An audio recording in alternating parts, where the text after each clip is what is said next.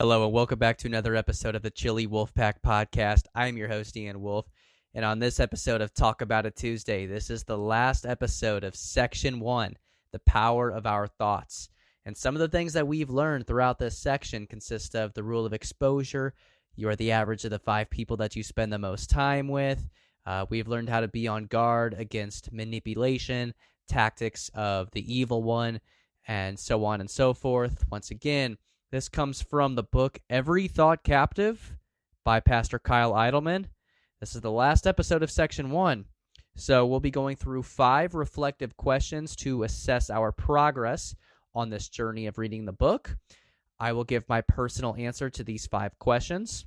And below in the description of this episode, I will provide the 5 questions for you. I highly encourage you all to reflect on these questions, write them out. You could do it by yourself or with someone that you're close with. Highly encourage it. You'll get a lot out of this. Guys, I have, over the last couple of months, of slowly, at a snail's pace, going through this book. And again, shout out to my Christian counselor for providing this book for me. He's a G. I appreciate you, seriously. There has been various traumas that have come to the surface that I never even realized. Like, wow, I went through that when I was younger. Or wow, even right now. I didn't realize how much it was actually affecting me. Seriously. So, incredibly thankful for this book. Hey, let's get right into it. Question number 1. What behaviors have I been trying to change? Behaviors change. Behaviors change. 1, I want to be more aware of the people around me, how they act, and how it influences me. Yes, the people around you influence the things that you do. And I know we're not always going to be around Christ-like people, positive people. We're going to be around negative Nancys. We're going to be around people who are worldly, more secular people. We're going to be around people whose moral conduct does not align with ours. It's life. It's part of the world. But the people that you're spending consistent time with, really analyze that and see what changes could be made. Another thing I said was being done with business after dinner. So currently I'm working a 9 to 5, and it's going to be the case in some fashion for the unforeseeable future. You know, bills still got to get paid, right? And I don't even have a place of my own right now, so it's only going to increase. I'm also not a kid. I'm sorry. You're right, I'm not a kid. But what I meant to say was I also don't have kids. I certainly will one day. I can't wait. I want a lot of kids. It's going to be a zoo up in my house. It's going to be a zoo in the Wolf household. But financially, man, so my point is I got to find some way to pay the bills, right? It's just how it is. But anyways, business, that was tangent. Back on track here. Business after dinner. I do that a lot. And I have stuff to do. I'm glad that I'm being productive and I'm not just clocking in 9 to 5 roughly, and then I'm calling it a day. I'm just relaxing. No, I'm glad I have side hustles and other ambitions other than just my job, and I'm going to go do it. But on nights when I go, work right until I go to sleep, it affects my sleep because I'm not sleeping as much because I'm going to bed later, and also typically puts a level of stress on me right before sleep, which affects my REM and my deep sleep, throws off my circadian rhythm. It's not good. Not good. So I was listening to this podcast with George Janko and Dr. Josh Axe. And Josh Axe, like Axe, A-X-E. Axe. Yes. Or, yeah. Anyways. He's a Christ-centered doctor, and I like to say, because I've told multiple people this, that he pulls back the veil on mainstream medicine and the medical industry. It's a fantastic listen. That's on the George Janko show with Dr. Josh Axe. But that's something he mentioned was that he would come home, he's eating dinner with his wife and his kids, but he's on his laptop at the dinner table doing work, and he would he'd be on his laptop until bed, and I'm sure his wife wasn't super fond of that because she wanted to spend quality time with her husband. The kids want to spend quality time with their dad, and he's not, emotionally there because he's distracted. And he's doing his job, yes, but what he got from that was, he wasn't present with the people that he loved, and it was affecting his sleep as well. So he found a way to get all of his work done by dinner. Once dinner comes, work is done for the day. Rest, regroup, spend quality time with those you love. So full transparency, guys, I'm going to be doing a little bit of work after dinner tonight because I got to, but tomorrow will be more of like a Sabbath day for me where I rest and recover, don't do anything. So, yeah, it's something I need to work on. How do I fit that into my schedule? So, question number 2, what thoughts might be behind those behaviors? Now, my first answer is I'm not... See, when I was younger, I would be the type of person to really conform. My teachers in school always told me that, I needed to be a leader because people watched me, and I was more of a popular person.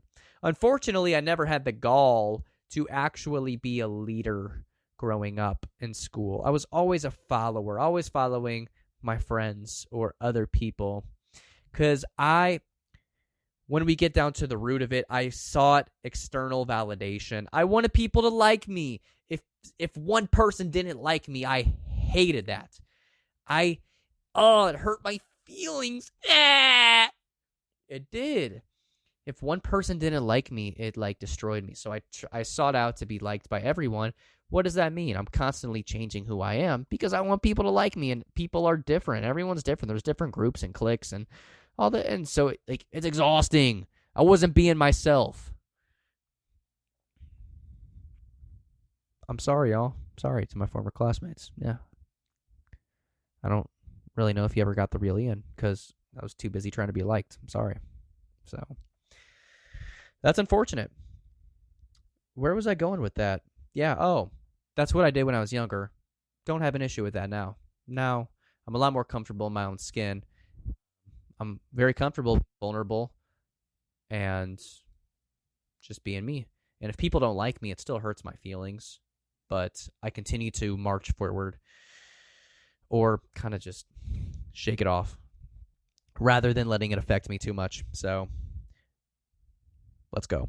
And the other thing I said regarding to the business after dinner was stress, less joy, less fruits. Those are the thoughts behind those behaviors. Yeah, like I'm stressed out right before bed.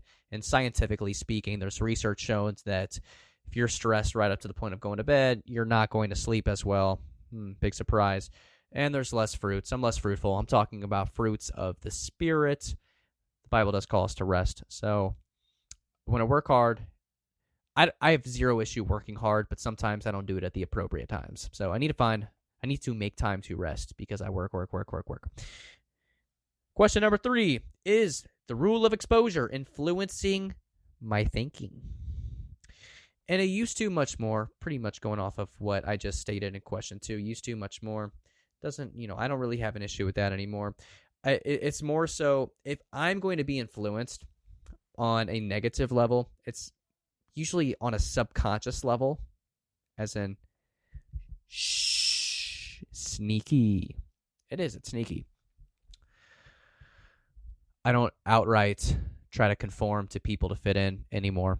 But yeah, like whether it's manipulation tactics or someone just has a bad habit, and if I'm around that person enough and I pick up on it, and I don't even realize I've picked up on it until I say something or do something, and it's like, wham! I'm like, not really. But in my head, maybe. Ian, why did you, that's not me. Where did that come from? Why did I just say that? Why did I just do that? Oh my gosh. So you got to be very, very, very, very, very careful because you can be formed and molded even without realizing it. Again, input is output. The things you're exposed to ultimately dictate our thoughts, our behaviors, and our destiny. Question number 4. Do I consume content that is out of alignment with my personal convictions and beliefs? Can I connect the dots? I said every once in a while, a movie or a show will have secular content. Now, I rarely watch TV anymore anyways, so if I do, it's really just because it's on in someone's home, and I'm not going to be rude and say, "Hey, turn that TV off." I'm not. I'm not going to do that. I'm not. I'm not going to do that. I'm not rude. So I'll just watch whatever's on. But no, like, I'm not personally going to choose to put on a show or something. Every once in a while, if I got time, maybe a movie, you know. But see, here's the thing: is there's someone in my life, and I had a conversation, and this was many months ago, so like I was a little more immature at the time, and I got fired up because I really disagreed with what they were saying. They didn't view some of the actions in a movie to be a problem. It was very secular, very, very secular, not honoring to the Lord. If you consume that movie and then repeat what you just saw in that movie, you are 110% going to be further away from the Lord. You are not going to be honoring the Lord. You're going to be in tremendous sin if you were to just copy and paste what you just saw on that movie, on the screen, the pixelated glass. And I spoke about it with this person in my life, and they didn't see it as a problem. Well, it's just a movie, It's just entertainment. It's not that deep. They're just actors. They're just pretending. It's their job. They get paid to do this. Like, if they weren't doing this, would they even have a roof over their head? Like, are you kidding me? Have we not learned anything from this book? And this book isn't just a book. It points to Scripture. And if we believe that the Bible is the true Word of God, anything and everything that you're exposed to will mold and shape your mind if you let it.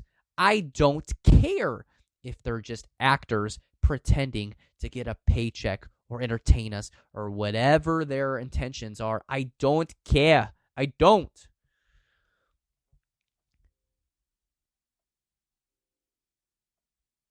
The content you consume will mold you.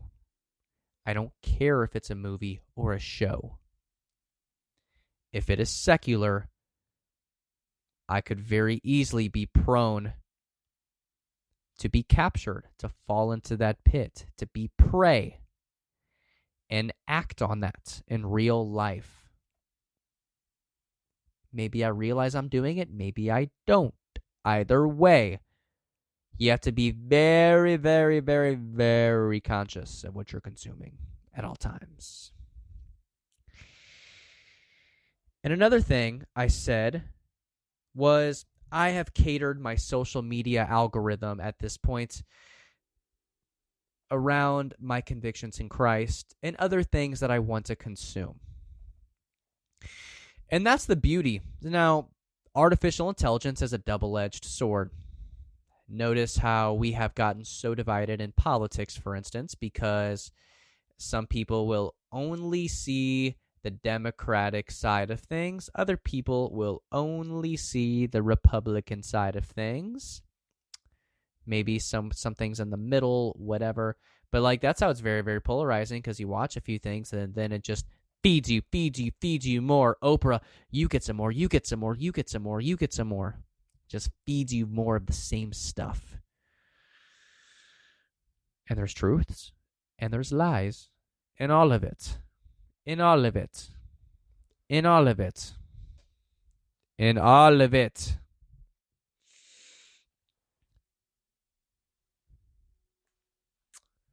Quick story time. So when I was a sophomore in college, I really got into the UFC. It was around that time, my sophomore year in college. I was 19 going on 20. Where I started doing martial arts for the first time. I found this MMA gym near my college, and that's what I would do a few nights a week in the evening. I would do kickboxing and jiu-jitsu, some MMA, and I started watching UFC on Saturday nights with a few of my baseball teammates. Shout out to you guys. You guys know who you are. It was great. It was great. They would always provide the fight on their TV, and I would typically provide the food, and it was a great time. We just sit on the couch, talk, eat, watch UFC until midnight because the main event would typically start around midnight. So, and then I wake up for church the next morning, Saturday night, I'm watching bang, bang, bang. And then Sunday, praise to you, Jesus. But hey, I got obsessed with the UFC, and full transparency, I wanted to be a UFC fighter for a period of time. I went through a phase. I wanted to be a UFC fighter. I was going to be the next great thing, the next great icon in the octagon. I was going to be that guy.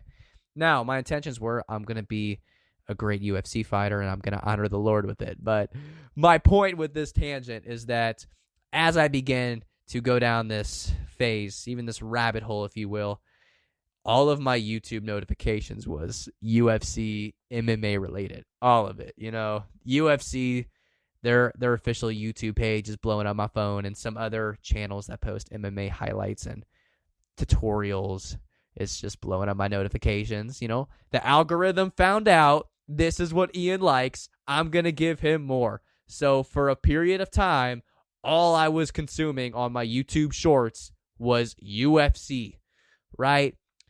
And then, it's changed as I have continued on this journey.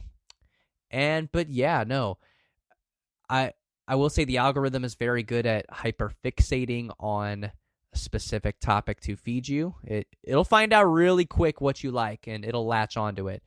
But that's the point, is that you can mold that algorithm to feed you what you want. So if you want to follow the Lord closer and you want to be exposed to people who are doing Bible studies or helping you walk through this life as you walk with Christ, just go into your search bar and type up whatever questions you have or topics you want to consume. Click on the video, like it, maybe comment or share it with someone, save it.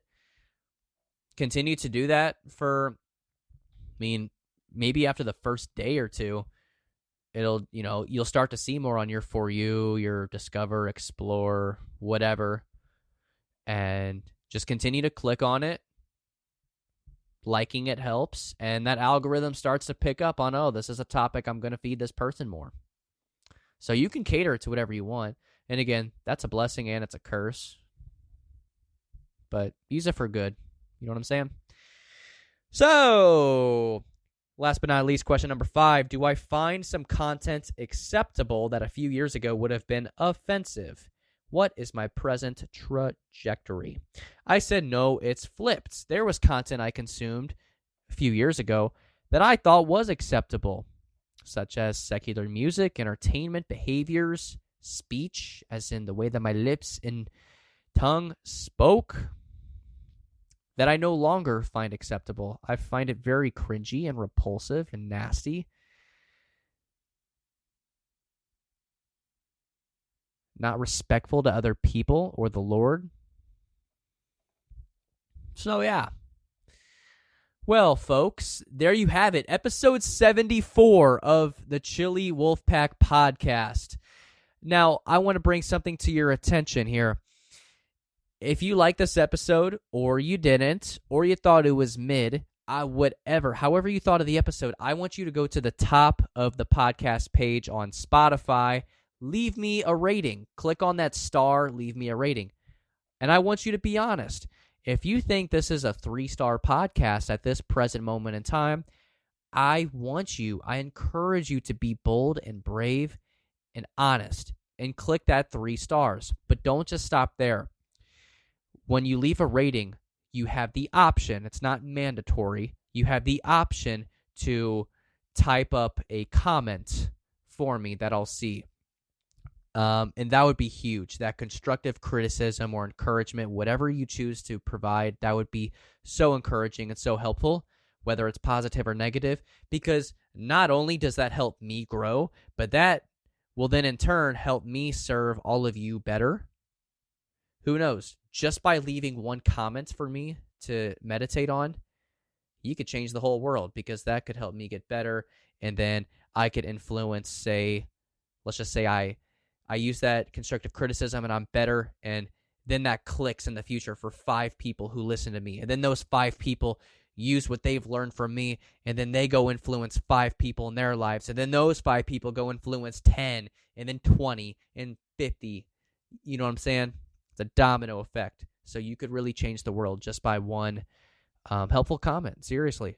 I don't want you to just make me feel good and say, oh, this is amazing. I love it. You're awesome. Give me something to work on. I'd rather have that than just hear, oh, you're amazing. You're awesome. And when you leave those types of comments on the review, when you click the star, that does not show up on the public profile. So you don't have to worry about anyone else seeing it. I'm the only one that sees it. I don't know if I see your name plus the comment or just the comment. So I'm not sure if it's anonymous to me or not, your name. So like, I don't know if it's a big deal, like if you want your name hidden. I'm not sure. But I do know that no one else sees it. It's not public. It just goes to me. So that would be very, very helpful, guys. Thank you so much for listening to episode 74. Next week, we start section 2 of Every Thought Captive by Kyle Idleman. Section 2 is called The 5 Patterns of the World. So be sure to come back next Tuesday and stop by tomorrow for Worship Wednesday, where we do a Bible study. And I'm not going to tell you what it is, but it's going to be a good one. So thank you guys so much for listening.